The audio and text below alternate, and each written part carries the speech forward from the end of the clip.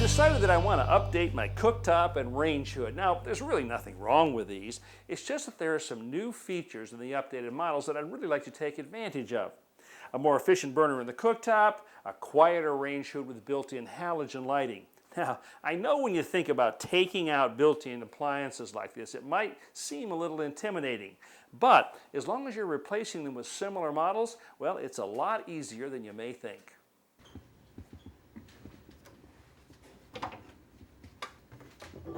I turn off the electrical power at the circuit breaker, then remove the filters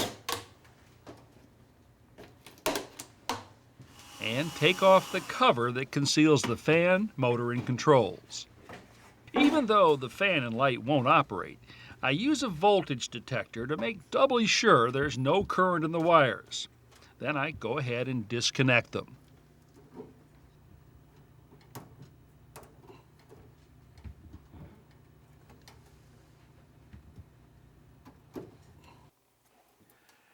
Now this range hood, like most, is held in place by several screws that are run into this cabinet up here. Now I'm working alone today, so what I want to avoid is having this come crashing down once I take the last screw out. So I'm going to put some temporary bracing in place. In situations like this, I use whatever works. A strip of 1x3 lumber and a pair of clamps will support the front, while a couple of 2x4 scraps will work just fine to keep the rear from dropping. This extra long bit holder makes it easier for me to reach up inside the hood and take out the fasteners. With the screws gone, I just hold the vent with one hand and remove the temporary bracing with the other.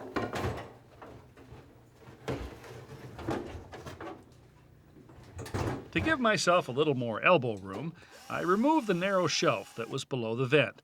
I'll probably put it back later.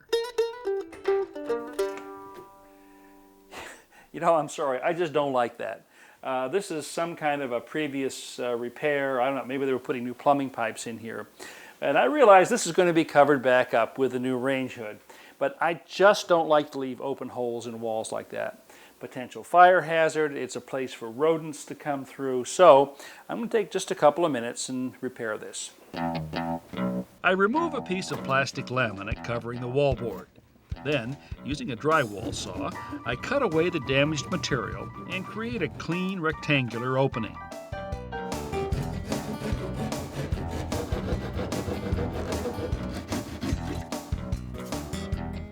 Next, I use a right-angle drill to bore holes through the wall studs.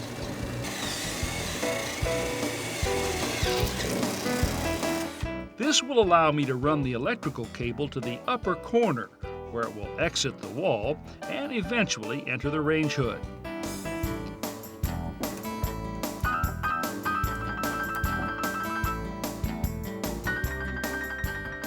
I secure the wire with electrical staples.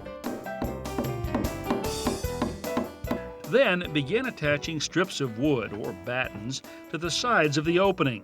This will give me a place to attach the new piece of drywall.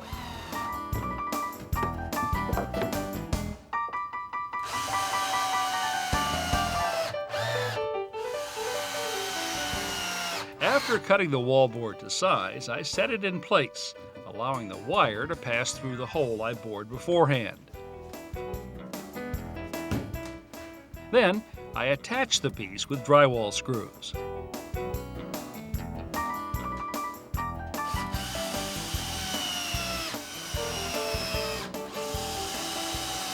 Step 1 is to clamp a temporary support in place that will hold the exhaust hood in position and leave my hands free to make the necessary preparations.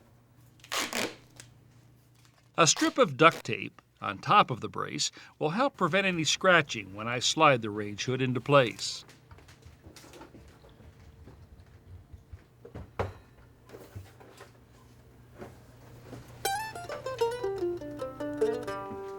Now I can work the electrical wire through the rear of the unit without having to worry about supporting the weight. Next, I push the hood upward so that it connects to the existing vent. Then insert small blocks of wood to keep it where I want it. With everything in position, I can use both hands to do the important work of screwing the range hood securely to the underside of the cabinet.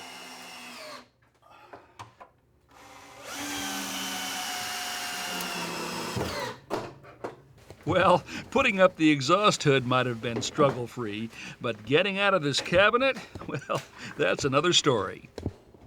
With everything secured to the cabinet, the temporary bracing can come down.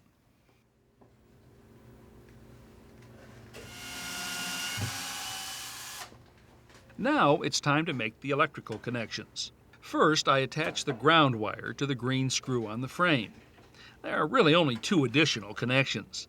The black wires are twisted together and secured with a wire nut. Then the white or neutral wires are handled in the same way. Remember, I turned off the power at the circuit breaker panel before I started. All I have to do now is set the cover in place, attach it with a few screws,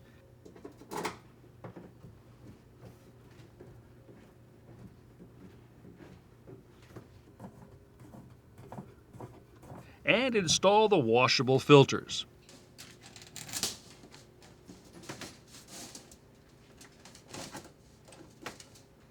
Before I move on to the cooktop, I'm replacing that piece of plastic laminate and reattaching the shelf.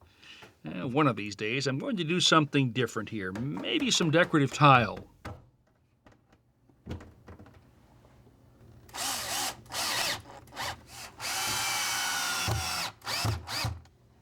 Well, now that everything's in, I'd say it's time to get cooking.